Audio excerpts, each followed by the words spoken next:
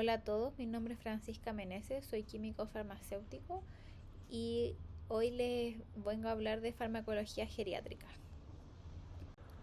A modo de introducción, sabemos que la población mundial está envejeciendo. Esto no es solo una cifra, sino que es un cambio en la realidad clínica. Van a haber más pacientes mayores y más pacientes con comorbilidades. Y el gran desafío de este envejecimiento poblacional es la calidad del envejecimiento.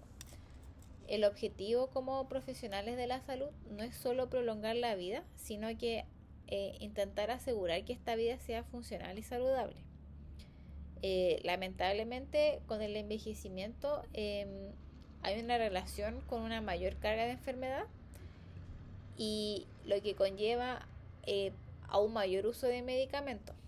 Así que el paciente mayor que nos viene a visitar ya no toma 5 medicamentos, sino que toma 8, 10, 12 medicamentos.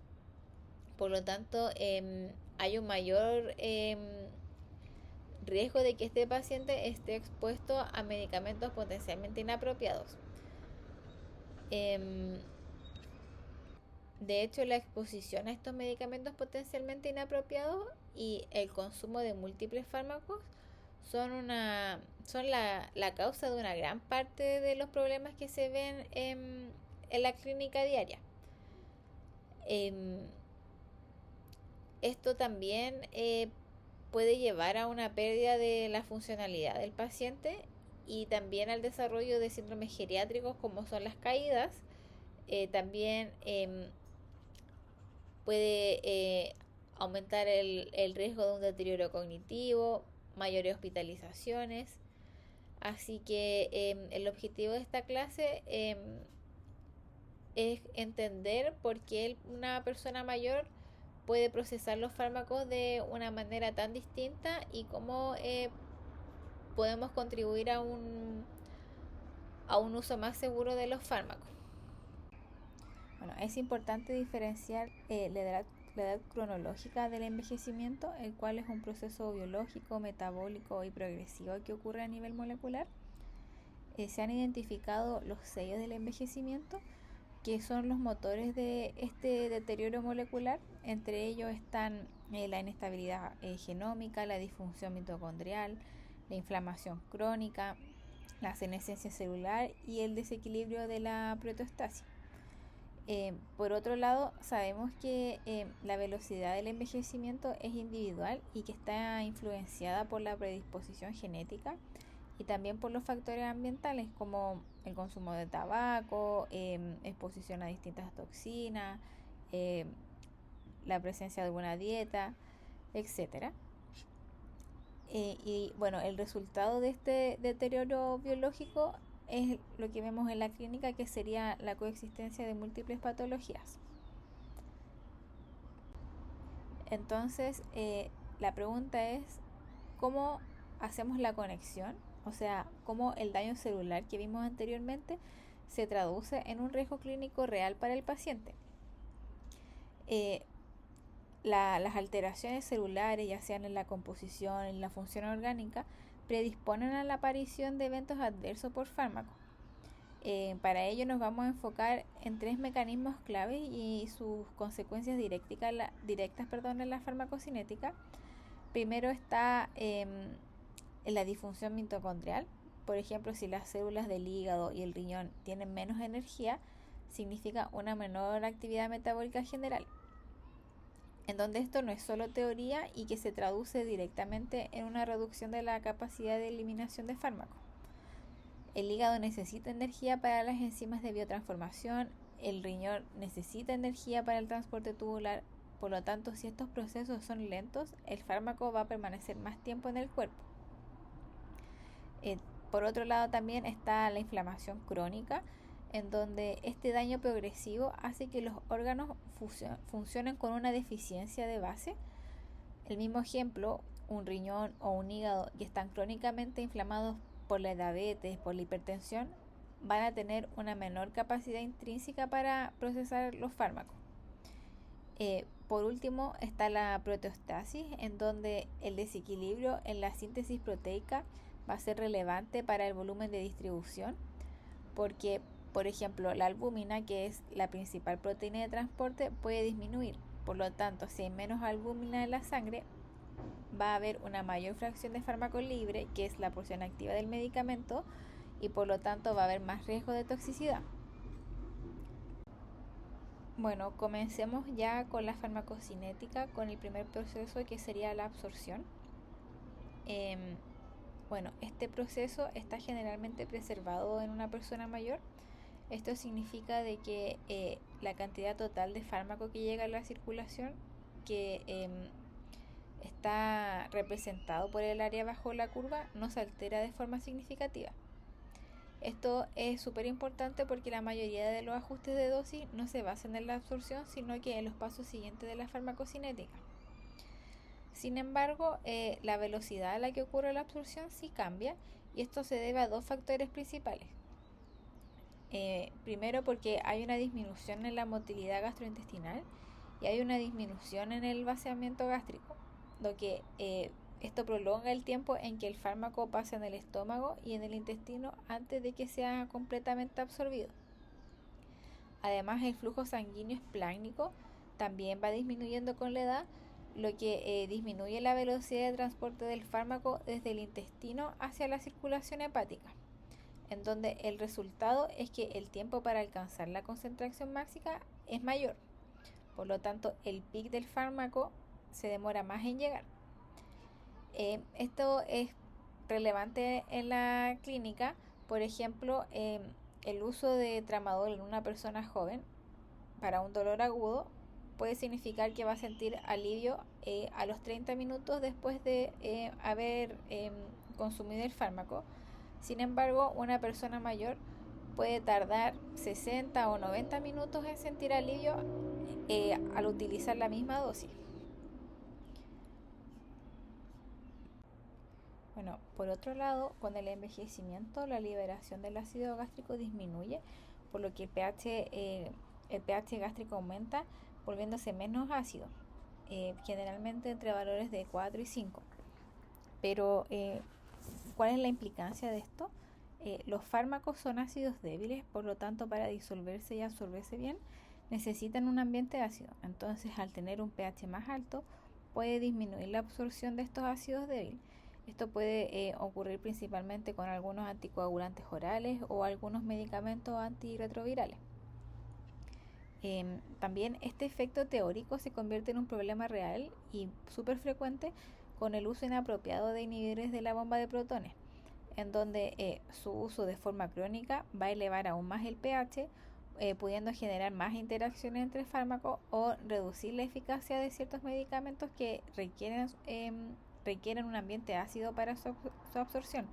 Entre ellos pueden haber algunos antibióticos, algunos antifúngicos, la levotiroxina, por ejemplo. Por otro lado, está el tipo de transporte. La mayoría de los fármacos se absorben por difusión pasiva, es decir, que pasan libremente a través de la membrana plasmática, y esto se mantiene conservado en el envejecimiento. Pero la absorción por el transporte activo, que requiere proteínas transportadoras y energía, va disminuyendo con la edad. Esto es importante, ya que no solo afecta a los fármacos, sino también a otros micronutrientes, como es el hierro, el calcio y la vitamina B12. Por lo tanto, esto va a contribuir de forma directa a las deficiencias nutricionales que son comunes en una persona mayor, como es la anemia o la osteoporosis. Bueno, veamos ahora la biodisponibilidad, que sería la cantidad de fármaco intacto que finalmente va a llegar a la circulación sistémica, y es la que está disponible para actuar en los receptores. Entonces, como vimos anteriormente, si en la absorción la cantidad casi no cambia de fármaco, aquí sí lo hace. La biodisponibilidad oral de muchos fármacos puede aumentar de forma significativa en una persona mayor, lo que nos da nuestra primera gran alerta de seguridad. Este aumento se debe porque el filtro inicial del cuerpo, que sería el hígado, está funcionando de forma alterada, lo que se conoce como una disminución del metabolismo de primer paso. Aquí en el diagrama se ve el fármaco pasando del intestino al hígado a través de la vena porta antes de ir al resto del cuerpo. Eso es lo que se conoce como primer paso. Entonces, con la edad hay una disminución del flujo sanguíneo hepático y también hay una disminución del volumen hepático. Por lo tanto, el hígado va a ser más pequeño y la sangre va a pasar más lentamente, lo que va a disminuir la extracción hepática de primer paso.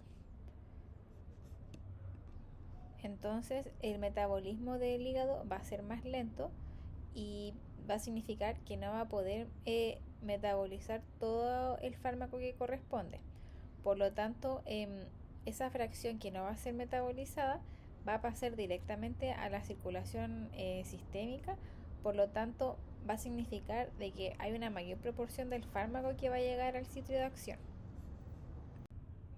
Bueno, entonces esta alteración en la biodisponibilidad va a ser crítico para aquellos fármacos que tienen alto metabolismo de primer paso, que son la mayoría de los medicamentos que actúan en el sistema nervioso central y en el sistema cardiovascular. Por ejemplo, en el área cardiovascular, los fármacos como los nitratos y el verapamilo van a aumentar de forma significativa su concentración, lo que va a aumentar el riesgo de una hipotensión o de un bloqueo AV, lo que puede llevar a caídas y posteriormente a otros desenlaces adversos. En el sistema nervioso central, algunos opioides como la morfina, el midazolam o los antidepresivos tricíclicos van a tener una biodisponibilidad mucho más alta, lo que se puede traducir como una sedación excesiva, depresión respiratoria y también un alto riesgo de caída. También tenemos un mecanismo adicional de que es importante mencionar, que sería la glicoproteína P. Esta es una proteína de flujo, es decir, funciona como una bomba que saca el fármaco del intestino hacia afuera, limitando su absorción. Entonces, por ejemplo, la digoxina es un sustrato clásico de la glicoproteína P, y como en una persona mayor la actividad de esta proteína puede disminuir, si la bomba de flujo se debilita, puede aumentar la concentración de fármaco como la digoxina en este caso.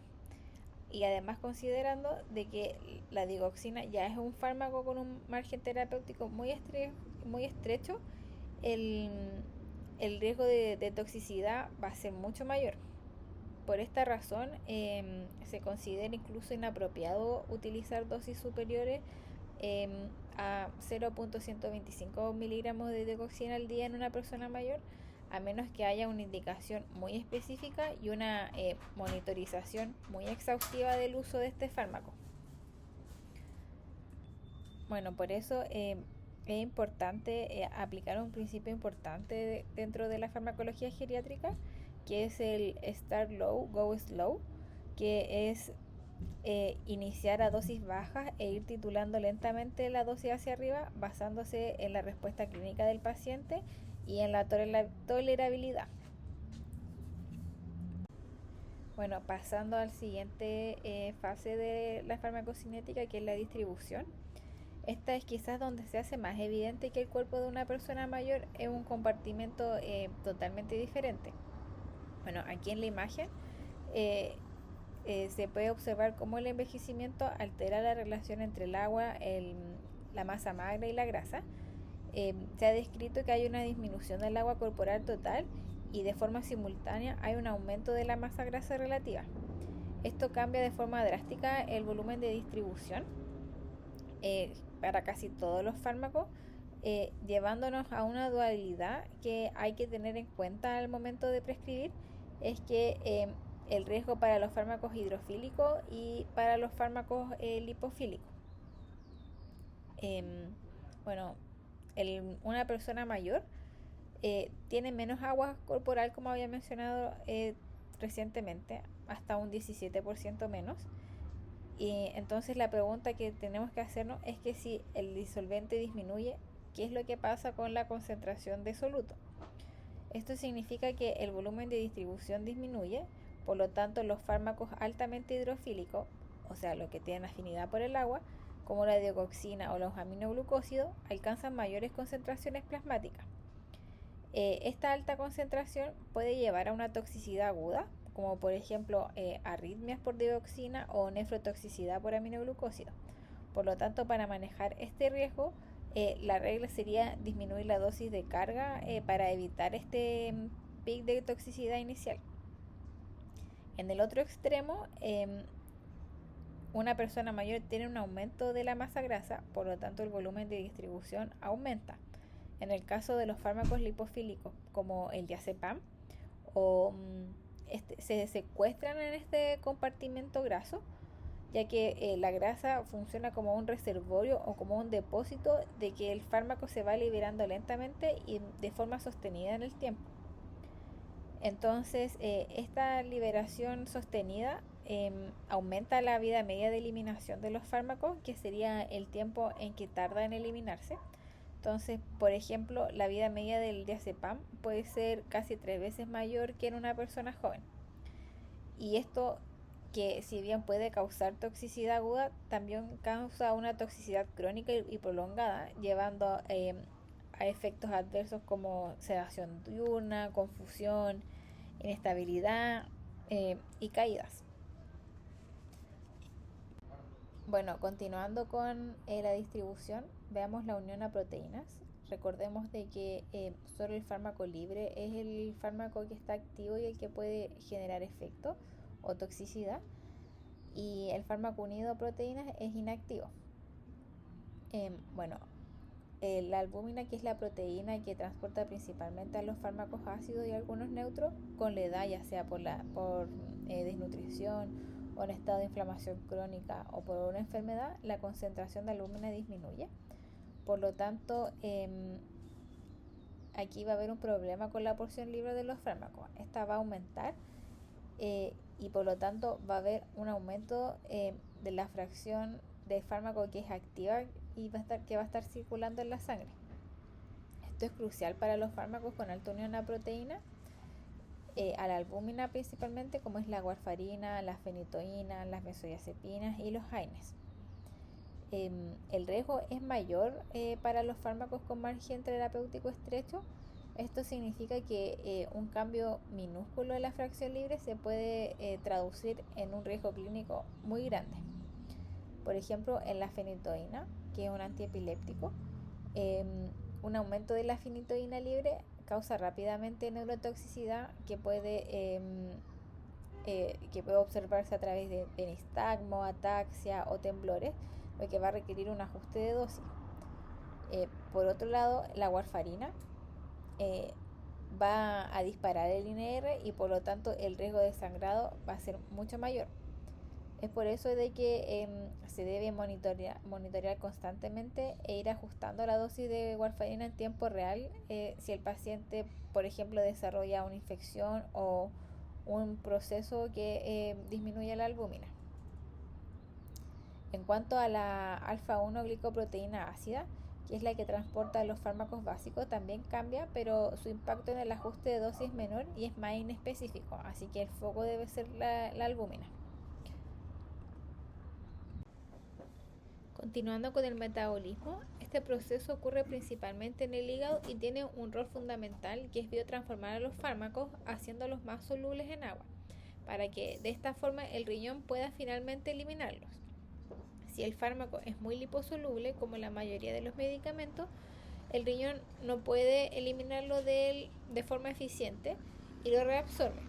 Así que el hígado actúa como una planta de tratamiento para poder convertir al fármaco graso en un fármaco soluble. Para hacer este trabajo, el hígado utiliza dos grandes estrategias, que son la fase 1 de metabolización y la fase 2.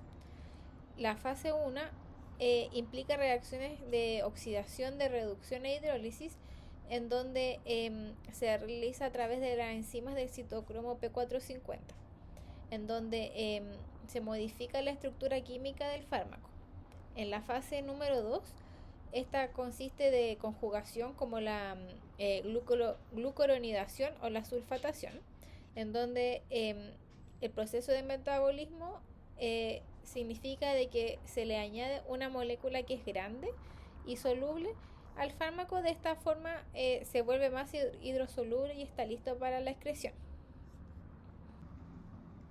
el primer gran impacto en el metabolismo está dado por las consecuencias del flujo hepático, en donde hay una disminución de la masa hepática y del flujo sanguíneo hepático, lo cual es progresivo, siendo de aproximadamente 1% de disminución por año. Esto es importante porque el flujo sanguíneo es lo que dirige la eliminación de los fármacos con alta tasa de extracción, en donde estos fármacos como la mitriptilina o el propanolol son, entre comillas, limpiados por el hígado casi en su totalidad en el primer paso hepático. Por lo tanto, si el flujo sanguíneo al hígado disminuye, el hígado tiene menos oportunidades de extraer el fármaco antes de que llegue a la circulación sistémica, lo que va a provocar que haya un aumento de la biodisponibilidad del fármaco. Por otra parte, el problema no está solo dado por la disminución del flujo sanguíneo, sino también de la actividad intrínseca de la fase 1, dado por el complejo de enzima del citocromo P450. Esto significa de que hay una disminución significativa del clearance de fármacos que dependen del metabolismo de fase 1, haciendo de que este proceso sea más lento. Por lo tanto, aquellos fármacos que son metabolizados por esta fase, como las benzodiazepinas, su comportamiento va a ser más impredecible en el tiempo. Por lo tanto, al ser más impredecible, va a ser más lento. Esto va a provocar que el tiempo de vida media de eliminación del fármaco sea mucho más grande. Por lo tanto, el medicamento va a pasar más tiempo en el cuerpo, lo que va a llevar a una mayor exposición sistémica y una posible acumulación. Por otro lado, las reacciones de fase 2 en el envejecimiento se mantienen conservadas. Por lo tanto, la capacidad de añadir moléculas para que sea más soluble va a ser casi de la misma forma que un adulto joven. Por lo tanto, si podemos elegir un fármaco que se metabolice por la vía de fase 2 en vez de la fase 1, vamos a elegir a un fármaco que va a ser más seguro y predecible para una persona mayor. Bueno, el ejemplo más clásico para entender lo de las fases lo podemos tener en las benzodiazepinas, en donde, por ejemplo, el diazepam utiliza la vía de la fase 1. Bueno, recordemos todo lo que mencionamos anteriormente del diazepam, que es lipofílico, que su volumen de distribución es alto, por lo tanto se acumula en la grasa. Su eliminación depende de la fase 1, que está en un proceso más lento y disminuido durante el envejecimiento.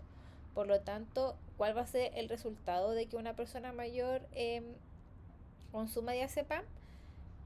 Bueno, puede que sea un poco desastroso, ya que, bueno, no solo el clearance es lento, sino también de que el fármaco se va a metabolizar en metabolitos activos que a su vez van a tardar más en eliminarse. Por lo tanto, la vida media va a aumentar considerablemente en una persona mayor, lo que va a significar de que el efecto del medicamento que se tomó hoy puede que lo mantenga sedado por varios días, lo que puede llevar a una acumulación crónica, generando sedación diurna. Por lo tanto puede generar inestabilidad en la marcha y llevar a caídas.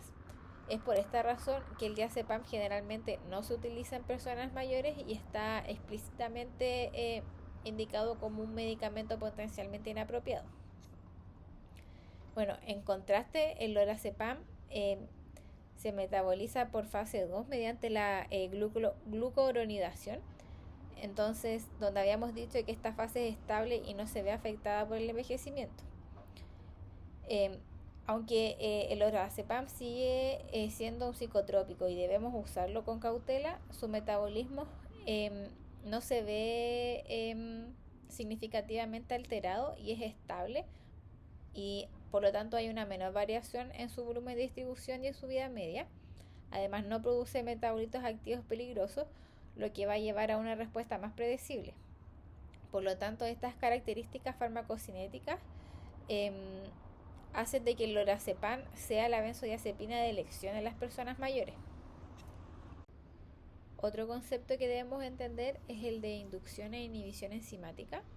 Eh, un inhibidor es un fármaco que bloquea la enzima de los citocromos. Hay que pensarlo como un freno. Por lo tanto, si el paciente está tomando un fármaco X, que es sustrato del citocromo, y se le añade un inhibidor, la enzima que metaboliza el fármaco X va a dejar de funcionar. Entonces, esto va a hacer de que el nivel plasmático del fármaco X va a aumentar su concentración, por lo tanto, puede que genere toxicidad. Un ejemplo clásico es el uso de un macrólido, que es inhibidor del citocromo 3A4, con una estatina, que es sustrato del mismo citocromo 3A4. Por lo tanto, el macrólido bloquea el metabolismo de la estatina, aumentando la concentración de estatina, lo que aumenta un riesgo de aparición de rhabdomiólisis. Por otro lado, un inductor es un fármaco que acelera o enciende las enzimas del citocromo. Entonces, si el paciente toma un fármaco inductor, como la fenitoína, carbamazepina o incluso puede ser la hierba de San Juan, la enzima va a metabolizar el otro fármaco de una forma mucho más rápida. Por lo tanto, el nivel plasmático del otro fármaco va a disminuir considerablemente, lo que puede llevar a una falla terapéutica. Esto llevándolo a un ejemplo.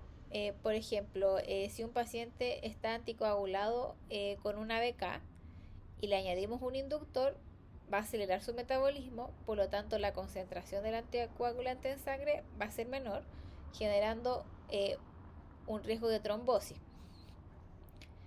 No necesitan memorizar la tabla, pero sí deben saber que existen clases de fármacos que son inductores e inhibidores y deben tener precaución al momento de considerar toda la farmacoterapia de un paciente. Para revisar las interacciones pueden utilizar bases de datos como Lexicom o Medscape. Pasando a la última parte del proceso de farmacocinética, que es la eliminación. El riñón es el principal sitio de eliminación de los fármacos y de sus metabolismos. Por lo tanto, es el factor más importante a considerar en caso de ajuste de dosis para pacientes mayores. Para la mayoría de los fármacos, los hidrosolubles, la capacidad de eliminación se correlaciona directamente con la función renal. Por lo tanto, si el riñón falla, la concentración plasmática puede que aumente de forma considerable. A medida que envejecemos, el riñón se deteriora tanto estructural como funcionalmente. Hay una disminución del tamaño de los nefrones y también hay una disminución en el flujo sanguíneo renal. El resultado de esto es que hay una reducción progresiva de la velocidad de filtración glomerular y, bueno, como dato, la velocidad de filtración se reduce aproximadamente 1 ml minuto por año desde los 40 años. Entonces esto significa que hay una reducción constante de la capacidad de depuración de sustancias. Esto no es patológico, es parte del envejecimiento normal, pero en presencia de enfermedades como diabetes, hipertensión, esta caída de la velocidad de filtración glomerular se acelera de forma dramática. Por lo tanto, hay que considerar que en el fondo tratar a los riñones como si tuvieran una capacidad reducida de funcionamiento ya de base. Una velocidad de filtración baja implica que haya un clearance bajo, lo que lleva a la acumulación de fármacos en el organismo. Y esto es de vital importancia para los fármacos hidrofílicos y que no pueden ser metabolizados por el hígado y dependen totalmente de la excreción renal. Hay que tener ojo porque la acumulación puede ser grave para fármacos con estrecho índice terapéutico, como es el litio, que causa neurotoxicidad, y la digoxina, que lleva arritmias. También afecta a muchos antibióticos y también algunos diuréticos. Bueno, entonces si la función renal es el factor más importante para el ajuste de dosis, eh, hay que, eh, hay que estimar de forma adecuada esta función renal. Por lo tanto, aquí viene un error común que se debe evitar, que es que la creatinina plasmática no debe usarse como una única opción para estimar la función renal en el paciente mayor. Y esto, la razón es fisiológica y se basa en la producción de creatinina, ya que la creatinina es un subproducto del metabolismo de la masa muscular. Y como vimos anteriormente, el paciente mayor tiene una masa muscular significativamente disminuida en comparación de un adulto joven. Por lo tanto, en palabras simples, si hay menos músculo, hay menos creatinina. Y esto significa que la concentración de creatinina en la sangre de una persona mayor es, entre comillas, más baja. Por lo tanto, una persona mayor puede tener una concentración plasmática de creatinina que puede parecer perfectamente normal, por ejemplo, un valor de 0.8 miligramos por decilitro, lo que daría una falsa sensación de seguridad. Pero esto puede significar de que su velocidad de filtración glomerular esté a la mitad. Por lo tanto, si se prescribe una dosis estándar basándose en una creatinina normal, podemos estar subestimando el riesgo de acumulación y de toxicidad. Una herramienta para estimar la velocidad de filtración glomerular para realizar ajuste de dosis es la fórmula de Coco-Gold, que es un modelo matemático que calcula el clearance de creatinina. Esta fórmula incluye la edad, el peso y el sexo en el cálculo. Esto es crucial porque al incluir el peso, que se correlaciona con la masa muscular, y la edad, que se correlaciona con que la BFG disminuye 1 ml minuto por año, la fórmula corrige esta falacia de la creatinina plasmática baja. Bueno, ¿por qué se usa esta fórmula? Es porque es la que se utiliza en la evidencia para realizar el ajuste de dosis de los fármacos que se eliminan por vía renal. La mayoría de las guías de dosificación de antibióticos, de antivirales y de fármacos con índice terapéutico estrecho utilizan el clearance de creatinina calculado por Coco-Gold para definir si se debe reducir la dosis o alargar el intervalo de administración. Es importante saber que existen otras fórmulas para clasificar, para estimar la velocidad de filtración glomerular, pero Coco-Gold sigue siendo el estándar para el ajuste de dosis. Con esta imagen cerramos el primer bloque de la clase, que es la farmacocinética, y este diagrama resume todo lo que deben saber sobre cómo el organismo de una persona mayor procesa un fármaco. La farmacocinética nos responde a la pregunta de qué es lo que le hace el cuerpo al fármaco, y la conclusión es que debido a los cambios fisiológicos, el cuerpo de una persona mayor es un sistema que es más propenso a la acumulación de sustancias. Bueno, vamos a hacer un repaso rápido mirando el diagrama. La parte de la absorción, vemos que el paso menos afectado en términos de cantidad, pero que hay una disminución de la velocidad, ya que hay un menor flujo esplénico y por lo tanto una menor motilidad, lo que retrasa el inicio del efecto. En relación a la distribución, hay mayor grasa, lo que significa un mayor volumen de distribución para fármacos liposolubles, lo que puede llevar a toxicidad, una toxicidad más crónica. Y por el otro lado hay una disminución del agua corporal, lo que hace que disminuya el volumen de distribución para fármaco hidrofílico y que puede llevar también a toxicidad, pero esta es una toxicidad más aguda. Además, la disminución de la albúmina aumenta la fracción libre del fármaco circulante en la sangre. En relación al metabolismo, el funcionamiento es más lento. El principal problema es la disminución de la fase 1 mediado por la enzima del citocromo P450, y por lo tanto la solución sería elegir fármacos que utilizan la fase 2, como el lorazepam en el caso de la benzodiazepina, ya que esta se mantiene más conservada. Y en relación a la eliminación, la velocidad de filtración glomerular disminuye de forma progresiva en el envejecimiento, lo que puede también llevar a acumulación de fármaco hidrofílico.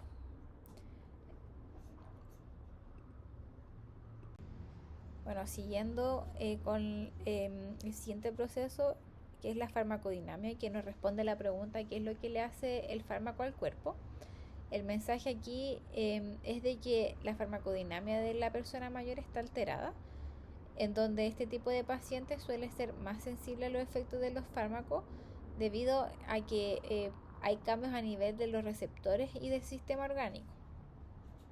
El área de mayor riesgo por sensibilidad es el sistema nervioso central, en donde hay 3 puntos claves que abordar. El primero de ellos es que la barrera hematoencefálica tiene mayor permeabilidad.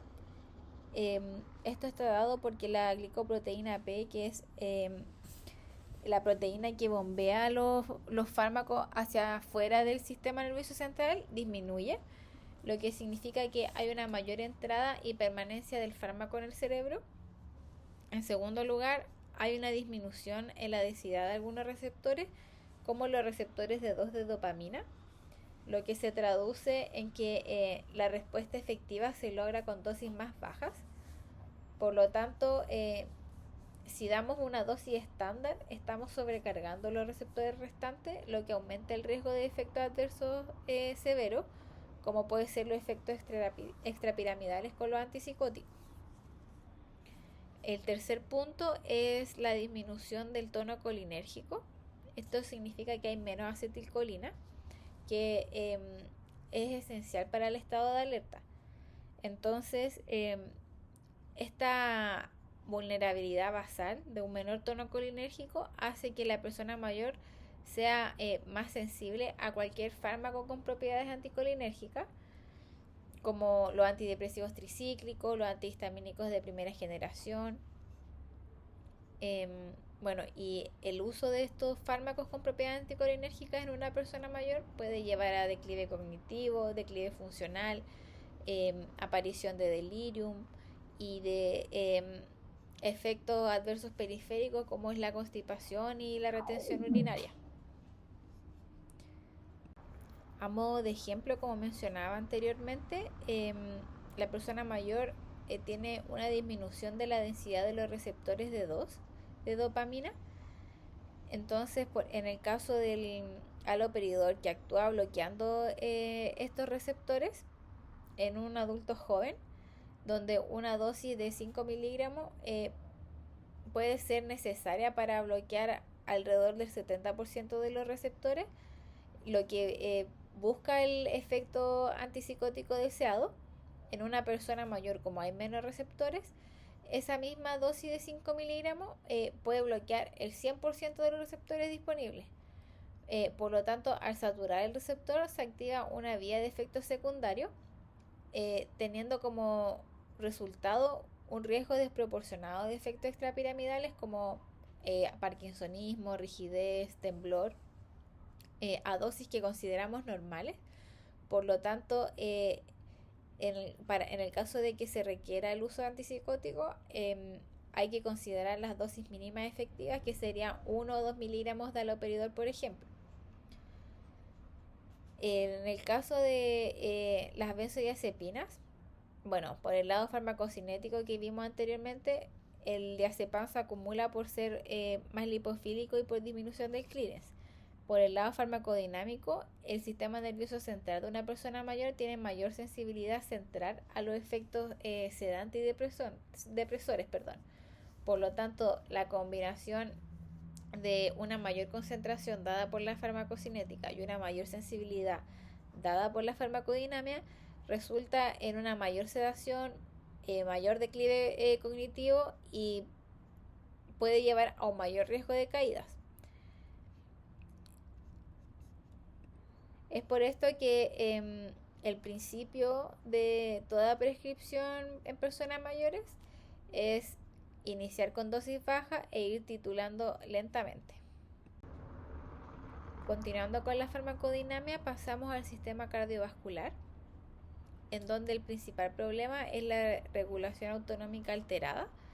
El cuerpo tiene menos capacidad para responder a los cambios rápidos. Específicamente hay una menor sensibilidad del varorreceptor, que es el sensor que detecta una caída de presión al ponernos de pie, o sea, a los cambios de postura, en donde en la persona mayor esta respuesta es más lenta y si no se compensa rápidamente con una vasoconstricción y un aumento de la frecuencia cardíaca, el resultado es la aparición de hipotensión ortostática.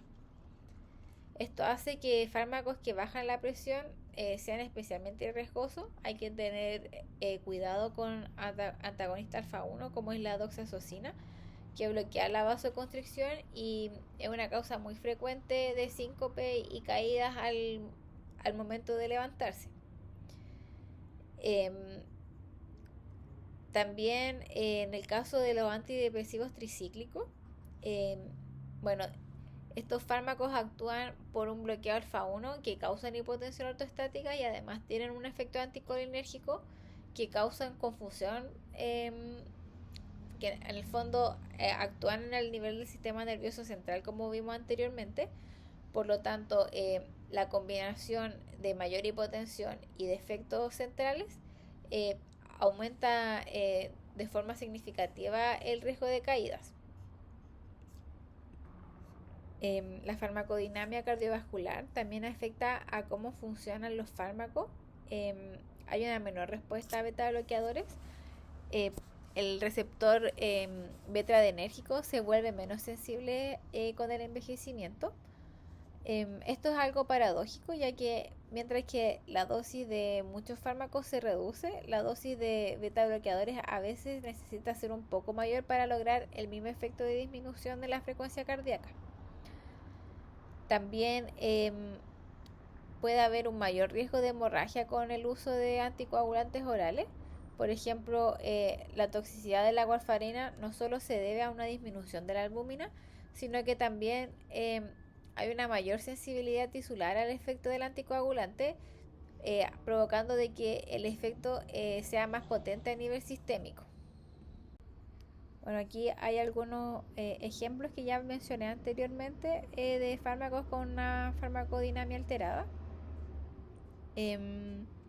Bueno, los antipsicóticos, ya que hay una menor afinidad por los receptores de 2, lo que se traduce en un mayor riesgo de efectos extrapiramidales a dosis más bajitas. Y como la persona mayor es más sensible, hay menos capacidad de tolerar estos efectos. En el caso de la benzodiazepina es una alteración farmacocinética farmacodinamia. La farmacodinamia es debido a una mayor sensibilidad central y la farmacocinética debido a la acumulación. En el caso de los opioides y los bloqueadores de canales de calcio, en el caso de los opioides hay mayor sensibilidad central en la parte de la farmacodinamia y también hay riesgo de acumulación. Y en el caso de los bloqueadores de canales de calcio, el riesgo es solamente por la farmacodinamia, ya que hay una menor respuesta al varorreceptor que no compensa la hipotensión. Bueno, antes de pasar a la prescripción, necesitamos unir un concepto final con la farmacocinética. Hemos hablado siempre de persona mayor, pero en la realidad clínica es el paciente frágil, donde la fragilidad es un estado de vulnerabilidad caracterizado por la disminución de la reserva fisiológica. Cuando un paciente es frágil, cualquier estrés, ya sea una enfermedad aguda como una infección, un fármaco nuevo, puede causar una descompensación severa. Hay que tener claro que la mayoría de los estudios farmacológicos que incluyen personas mayores son personas mayores robustas. Por lo tanto, los resultados que hemos revisado, aunque son ciertos, subestiman el riesgo real en un paciente frágil y con múltiples comorbilidades, que son los que van a ver en la clínica. El paciente mayor frágil es por definición el paciente con mayor riesgo de tener RAM y otro tipo de desenlaces clínicos adversos. En la persona mayor frágil, todos los problemas farmacocinéticos se amplifican. Eh, la disminución del metabolismo de fase 1, menor excreción en el ámbito de la función renal, la disminución de la albúmina.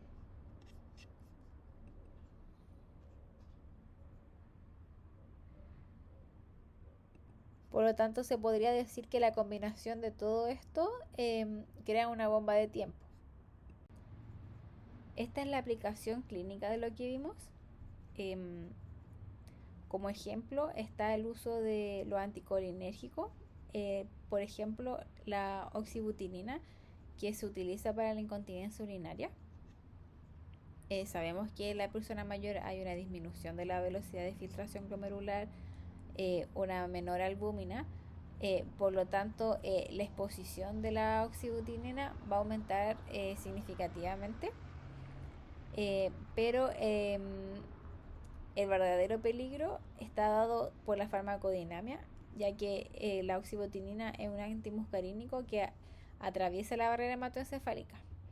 Por lo tanto, en un paciente con tono colinérgico disminuido, esto resulta en un alto riesgo de efectos anticolinérgicos centrales, como por ejemplo confusión, delirium. Por lo tanto, estamos tratando la vejiga a expensas del cerebro. Así que la opción es reemplazarlo por una alternativa más segura que no atraviese la barrera hematoencefálica, como es el trospio, que dentro de su molécula tiene una carga positiva por un amonio cuaternario que es repelido por la barrera hematoencefálica.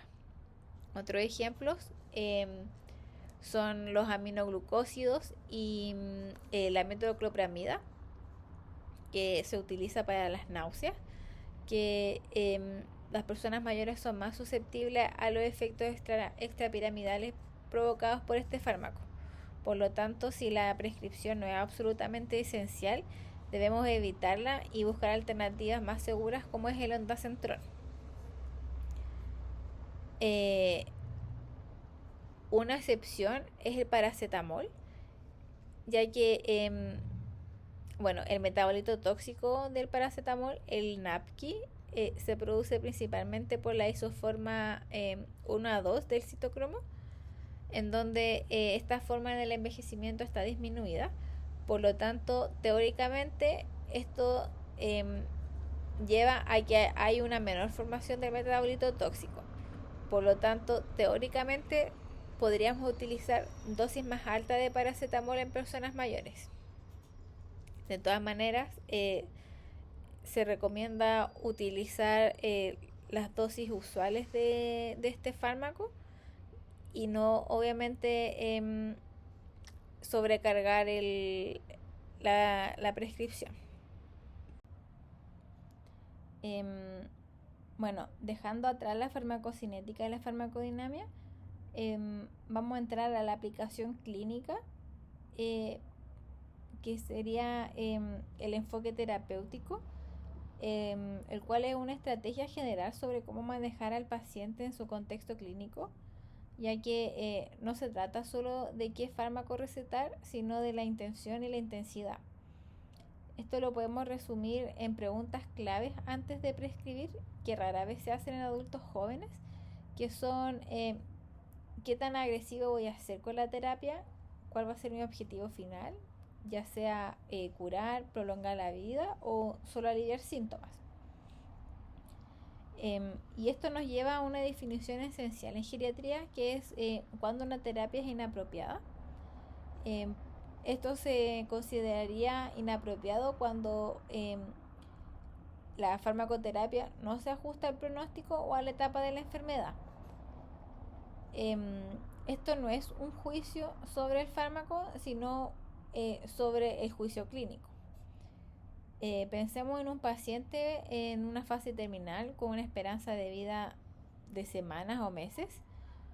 Entonces, recetar, por ejemplo, un fármaco para la insuficiencia cardíaca cuya principal meta es prolongar la vida, se consideraría inapropiado, ya que el paciente nunca va a alcanzar el beneficio del fármaco, pero sí va a asumir el riesgo farmacocinético y farmacodinámico que vimos anteriormente, aumentando el riesgo de aparición de reacciones adversas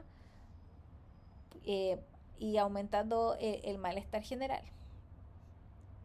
Es nuestra responsabilidad evitar que el tratamiento cause más daño que la enfermedad misma. Esto igual, el enfoque no es estático, sino que es una habilidad esencial en geriatría saber cuándo hay que desescalar. Por ejemplo, un paciente con cáncer que recibía quimioterapia curativa como un manejo agresivo puede progresar y pasar a un manejo sintomático exclusivo y persistir con terapia agresiva sin posibilidad de beneficio puede volverse una falta de ética y una fuente de sufrimiento al paciente. Por lo tanto, el enfoque terapéutico debe ser revisado durante las interconsultas, las visitas en policlínico y durante la hospitalización. Bueno, esta tabla es un marco mental para ustedes. Clasifica el enfoque terapéutico según el pronóstico. Esto es una persona mayor robusta. Si el pronóstico es bueno, el objetivo es curar o controlar estrictamente. Aquí se utilizan terapias agresivas, como por ejemplo quimioterapias curativas o la prevención primaria estándar. Como área gris es cuando el pronóstico es incierto o limitado. Aquí el objetivo es doble, puede ser prolongar la vida con tratamiento activo y manejar síntomas. Por ejemplo, quimioterapia para prolongar y junto con cuidados paliativos como analgésico, antiemético. En una persona mayor en un estado de enfermedad terminal, con el pronóstico malo o irreversible, el objetivo es solo aliviar síntomas y otorgar confort. Por lo tanto, por ejemplo, dar un fármaco antihipertensivo para hipertensión que no es sintomática, aquí sería inapropiado, ya que aquí el rol de los fármacos se enfoca en el alivio. Por ejemplo, morfina para la disnea, laxantes para el estreñimiento, antiemético para náuseas, analgesia para el dolor, entre otros síntomas que hay que individualizar en cada paciente. Bueno, ya terminamos el primer módulo de la clase. El próximo va a tratar de polifarmacia. Vamos también a hablar de reacciones adversas a medicamentos y de medicamentos potencialmente inapropiados. Muchas gracias por su atención.